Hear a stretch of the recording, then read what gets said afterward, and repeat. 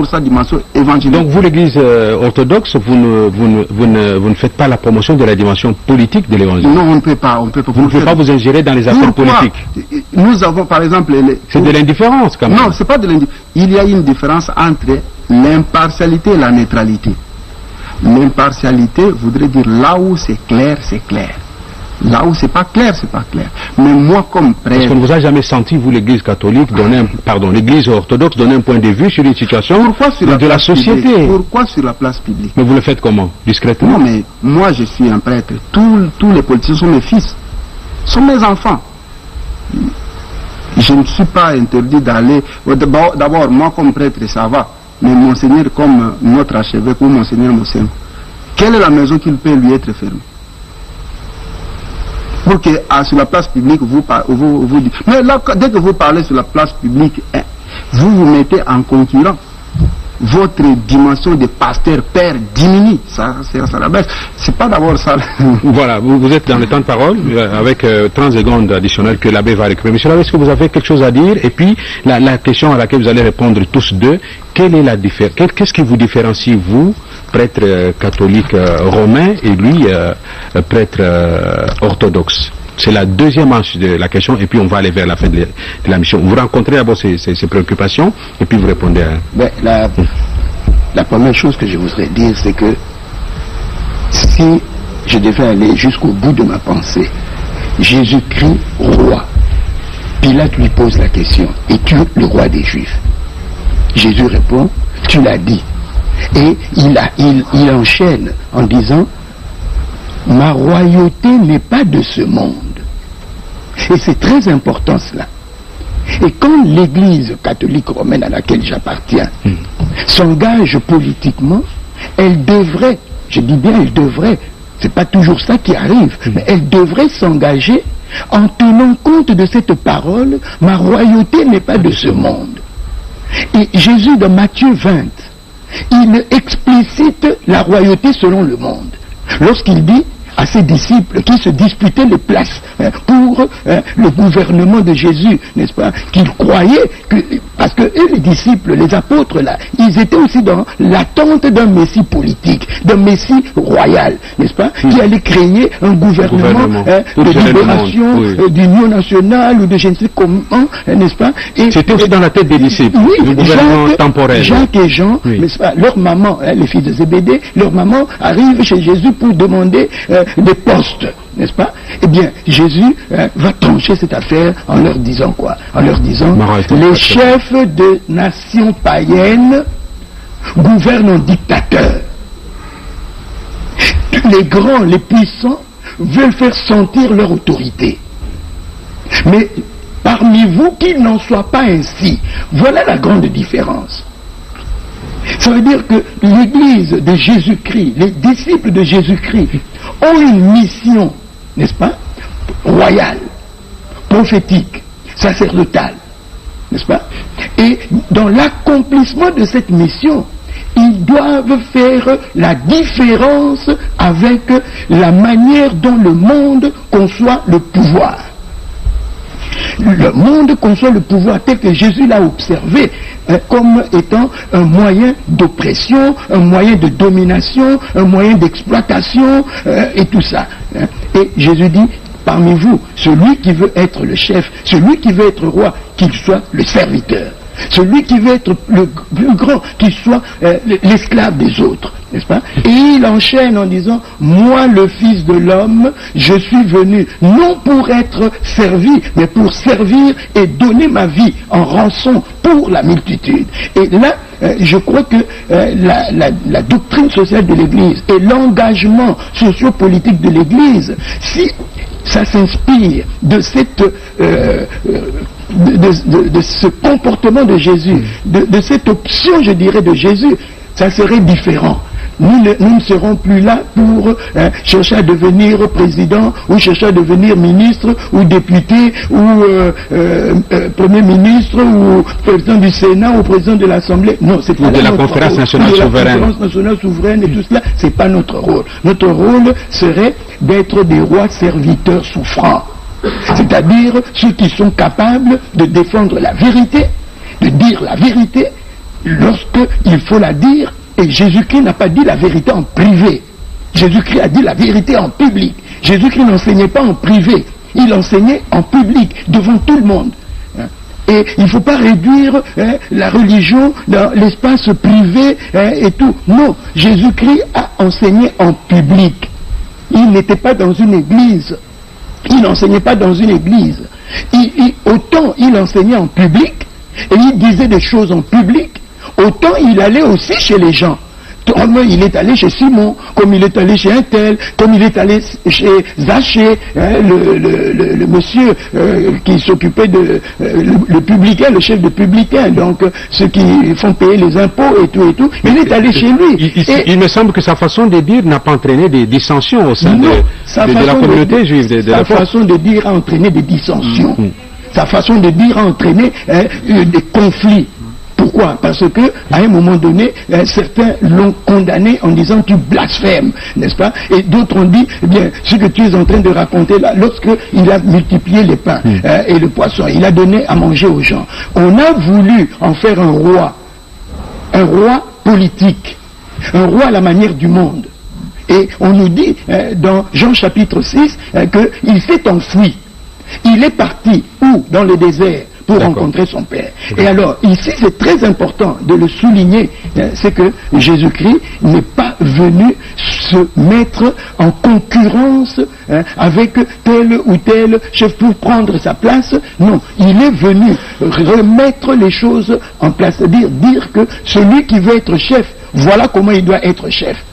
Peu importe qu'il soit chef de l'église ou chef de l'État ou chef de la famille, il doit être serviteur. Le vrai pouvoir est service. Voilà ce que l'enseignement social de l'église nous enseigne, n'est-ce pas? Et pas autre chose. Merci beaucoup, monsieur. C'est pas toujours facile de vous retirer la parole, monsieur l'abbé Mpundu. Alors, Père Fathios, je veux revenir sur ma question sur le point de divergence. C'est pas doctrinal, c'est pas quoi. Mais est-ce que vous avez quelque chose à dire? Il dit que Jésus disait la vérité publiquement. Ce que vous ne semblez pas partager, à moins que je souffre d'une myopie épistémologique. En fait, l'abbé a raison. Mais Jésus a dit la parole publiquement.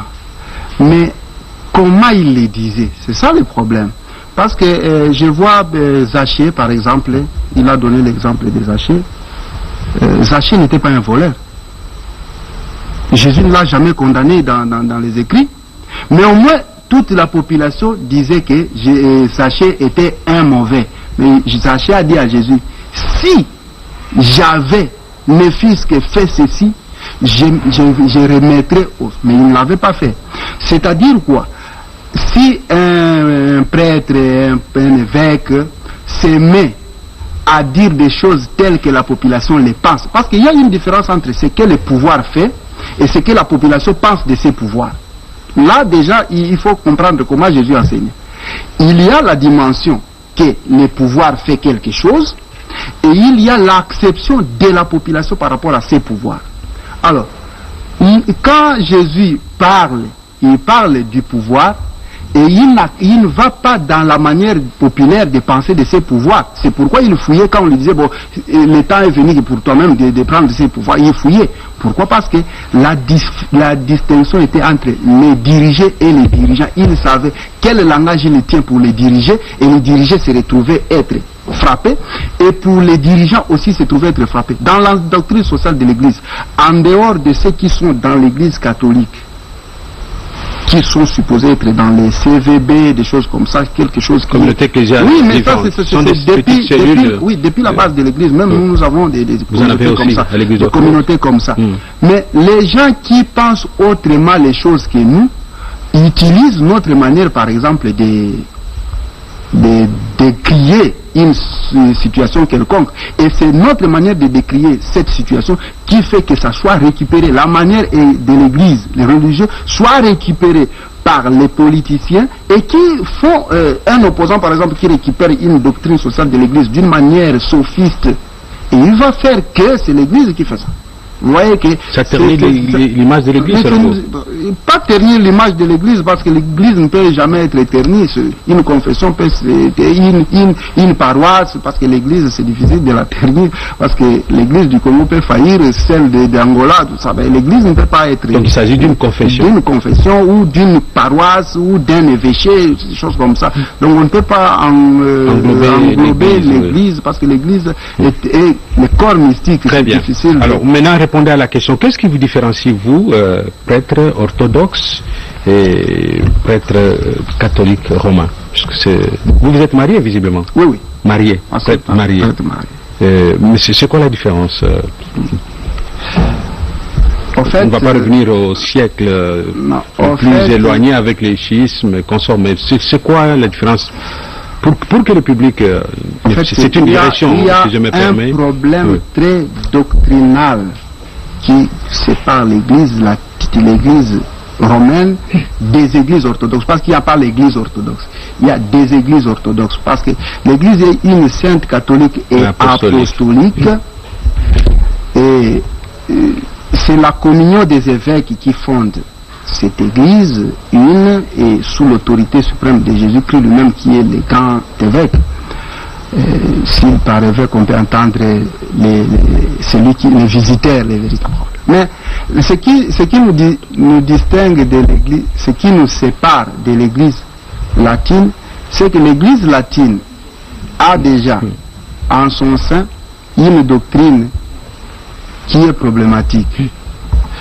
Le fait que l'évêque de Rome se considère l'évêque suprême de l'Église, les vicaires, et la raison pour laquelle même l'évêque de Kinshasa, pour prendre des décisions qui sont correctement, culturellement acceptables, doit demander l'autorisation de Rome. Et Rome devient comme une espèce de centre d'impulsion. Or l'Église, c'est pas ça chez vous, les 12 apôtres, non, les 12 apôtres, l'Église est fondée sur quel est l'apôtre qui puisait ses sources chez un autre apôtre? Tous, c'est très inspiré, mais c'est la communion des évêques qui fondent la catholicité de l'Église. Monsieur Lapempondo, vous peut-être pouvez rencontrer l'une des préoccupations qu'il a soulevées auparavant, et puis vous répondez à la question de la différenciation entre l'Église latine et orthodoxe. C'est une digression, moi c'était pas l'objet de l'émission, mais c'est pour éclairer aussi le public. Tout ce que je peux dire, c'est que, pour ma part, l'Église a une mission prophétique. Et l'Église universelle. L'Église universelle a une mission prophétique parce que Jésus avait la même mission prophétique. Et la quintessence, je dirais, de cette mission est exprimée dans le texte d'Isaïe 61. Que Jésus s'applique à lui lorsqu'il entre au temple, n'est-ce pas, à l'évangile de Saint Luc au chapitre 4, on nous montre Jésus qui revient à Nazareth, il entre au temple et il s'applique le texte d'Isaïe où il est dit l'Esprit du Seigneur est sur moi, il m'a consacré, donc il m'a oint, n'est-ce pas, et il m'a envoyé proclamer la bonne nouvelle aux pauvres. Mais ça ne s'arrête pas là. Il m'a envoyé proclamer la bonne nouvelle aux pauvres, annoncer aux captifs la libération, aux prisonniers qui vont être libérés, et aux aveugles qui vont voir. Ça veut dire quoi? L'homme est considéré dans toutes ses dimensions par rapport à cette mission prophétique que Jésus va accomplir et pour laquelle il va donner sa vie, pour laquelle il va être prêt à sacrifier sa vie. Alors, maintenant, moi, ce que je veux tout simplement dire ici, c'est que il n'appartient pas, certes, à l'Église de briguer, n'est-ce pas, un poste politique au sens politicien du terme.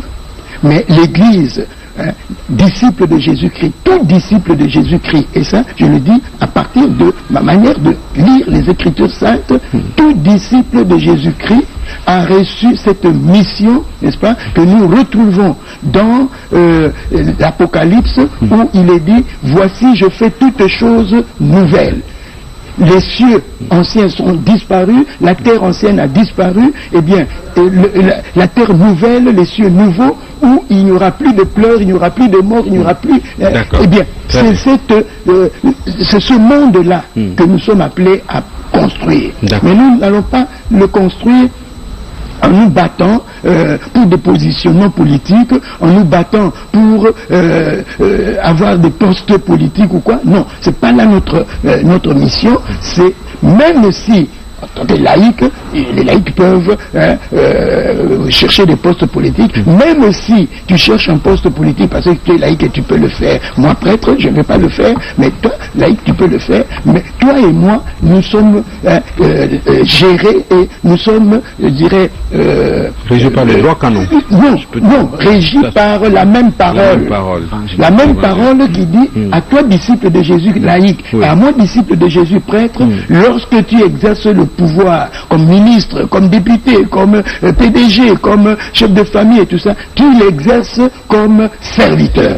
Et un serviteur souffrant. D'accord. Voilà là où... Qu'est-ce qui vous différencie pour terminer l'émission? Ce qui nous différencie, il a bien dit, il y a eu un problème dans l'histoire, de schisme et tout. Bon, vous prêtre catholique, vous ne vous mariez pas en fait, c'est ça? Bon, nous ne nous marions pas parce que il y a une discipline de l'Église qui fait que lorsque tu t'engages dans le sacerdoce, dans l'Église catholique, eh bien tu te maries pas. Chez les orthodoxes et d'autres confessions chrétiennes, eh bien les prêtres, comme les prêtres anglicans, pas anglicans, les autres chrétiens qui sont, disons, issus du catholicisme, orthodoxes, les orthodoxes, parce qu'il y en a plusieurs, comme il a dit, ils se marient. Mais le vrai problème n'est pas qu'on se marie ou qu'on ne se marie pas.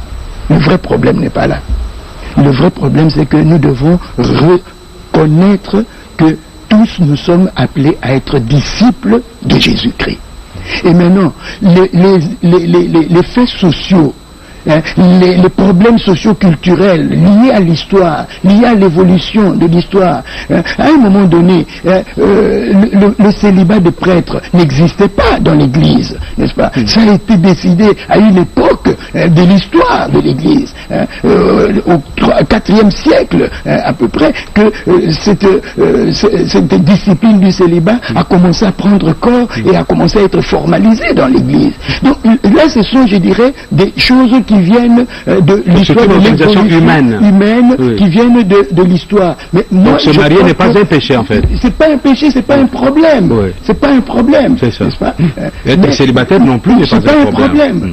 Le vrai problème pour nous, c'est d'être disciple de Jésus-Christ. Voilà. Et être disciple de Jésus-Christ, c'est être au service de l'amour, au service de l'homme, de tous les hommes. Et là, je m'inscris en faux par rapport à ce que le Père a dit tout à l'heure, que Jésus est venu sauver l'homme. Mais non, il est venu sauver l'homme dans toutes ses dimensions et tous les hommes sans exception. Parce que son salut, c'est pour tous les hommes de toute l'humanité. Ce n'est pas un salut réservé aux chrétiens, réservé à ceux qui confessent sa foi. Non, il est venu sauver tous les hommes. Et à l'époque où il a parlé, il n'a pas parlé aux chrétiens. Merci. En une minute, parce que c'est lui qui a commencé l'émission, vous terminez. En une minute, c'est strict parce que nous avons fait 60 minutes full. Jésus est venu pour libérer les captifs, mais il est mort, les captifs étaient en prison, tout ça, c'est qu'il faut maintenant revoir quels sont les captifs que Jésus est venu libérer. Donc vous voulez dire qu'il n'a pas accompli sa mission? Mais quelle est cette mission? Les captifs dont il parle, il faut même pas les voir du point de vue politique, parce qu'il dit aussi à ses disciples, vous serez arrêtés. Parce qu'il dit à ses disciples, vous serez arrêtés. Ils seront captifs, non? Alors, ça va, nous sommes arrivés à la fin de l'émission. Mesdames et messieurs, nous vous disons très sincèrement merci de votre attention soutenue exceptionnellement pour suivre cette émission qui a mis autour de la table Monsieur l'abbé José Mpundu, prêtre de l'archidiocèse de Kinshasa, curé de la paroisse Sainte-Anne, Sainte-Marthe, dans la commune de Lancélé. Vous êtes responsable diocésain de la formation, bien entendu, permanente des laïcs, psychologue et clinicien. Merci, Monsieur l'abbé, de l'honneur que vous m'avez fait en répondant à mon invitation. Merci aussi au révérend Père Photios Kipambala. Vous êtes prêtre de l'église orthodoxe, curé de la paroisse Source de Vie en Bazangungu. Vous avez un doctorat en patrologie et un doctorat en philosophie, professeur à l'université de Kinshasa. Vous tous deux, je vous dis très sincèrement merci au nom de tous les téléspectateurs qui nous ont suivis à travers